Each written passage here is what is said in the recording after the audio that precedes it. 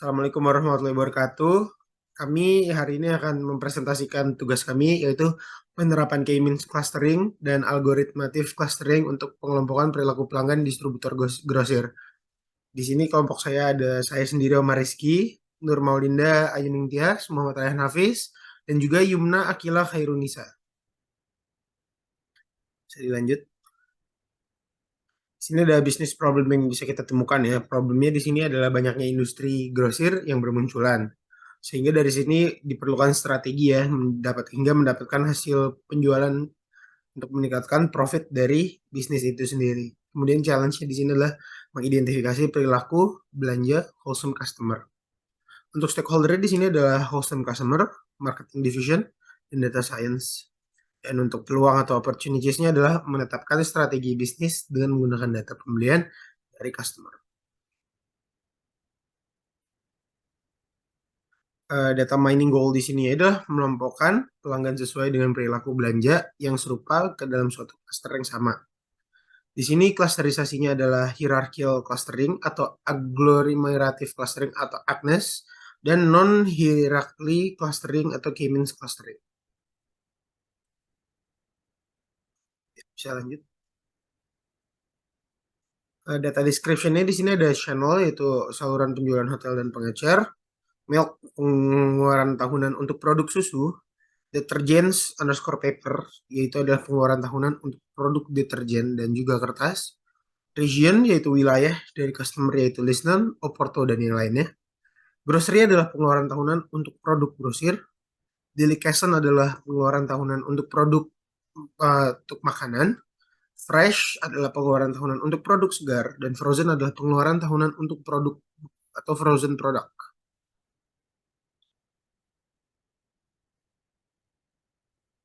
Di sini adalah data yang telah kita gunakan menggunakan RStudio. Di sini ada deteksi missing value dari setiap kategori, yaitu ada fresh, milk, grocery, frozen, detergent, paper, dan delicatessen. Di sini ada false.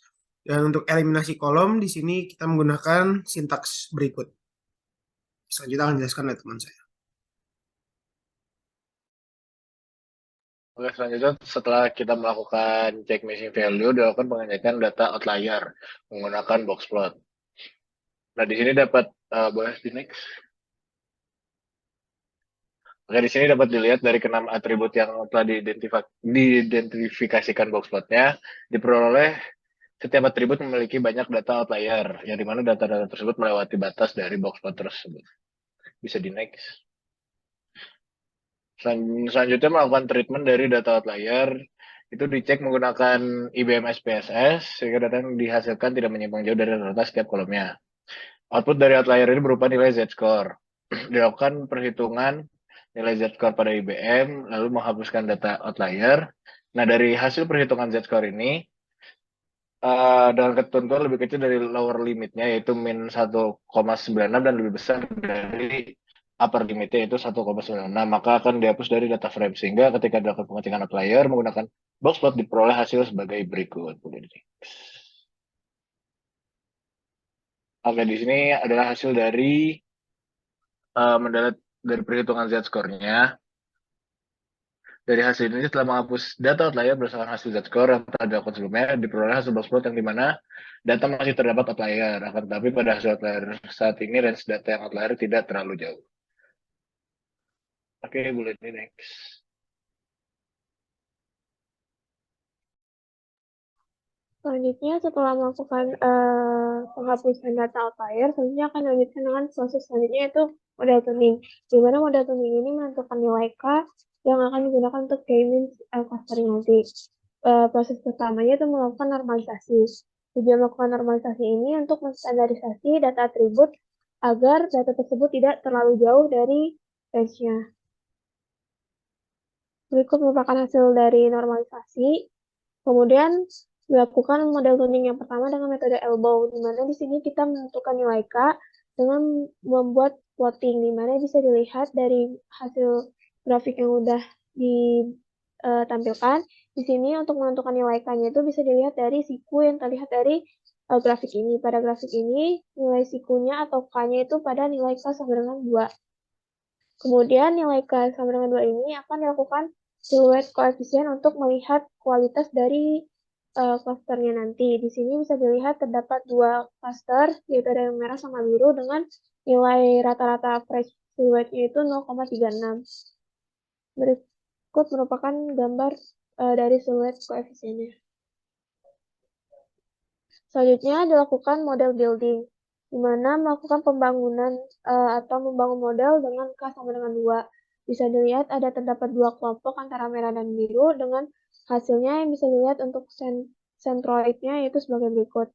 Untuk pada kelompok atau cluster 1 itu nilai yang paling tinggi itu berada di fresh dan frozen, sedangkan untuk cluster 2 itu paling tingginya itu ada di detergent paper, grocery, sama milk.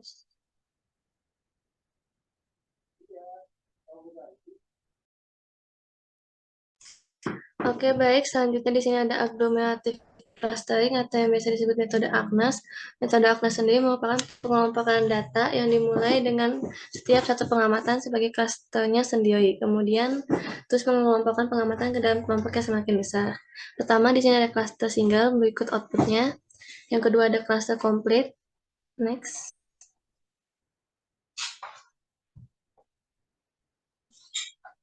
Selanjutnya ada cluster average dan terakhir ada cluster word. Boleh di next. Selanjutnya, rekomendasi perilaku pelanggan yang ditentukan oleh beberapa banyak yang mau mereka keluarkan untuk pembelian setiap kategori produk. Rekomendasi yang akan diberikan oleh wholesale market yaitu lebih memperhatikan dan menambah produk fresh atau frozen untuk pelanggan cluster 1 dan produk grocery atau detergent paper untuk cluster 2. Lagi next.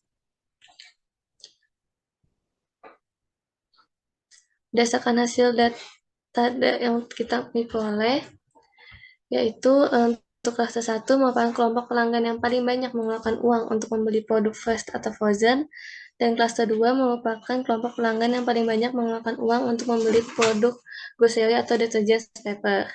Data yang digunakan berisi pengeluaran setiap tahunnya dari beberapa item. Oleh karena itu, model dan hasil serta rekomendasi yang diberikan adalah awalan yang baik bagi distributor grosir untuk menetapkan strategi yang harus diterapkan, agar bisnis dapat terus berjalan dan mendapatkan keuntungan dengan memperhatikan perilaku pelanggan. Mungkin sekian presentasi dari kami. Mohon maaf bila ada kesalahan kata. Wassalamualaikum warahmatullahi wabarakatuh.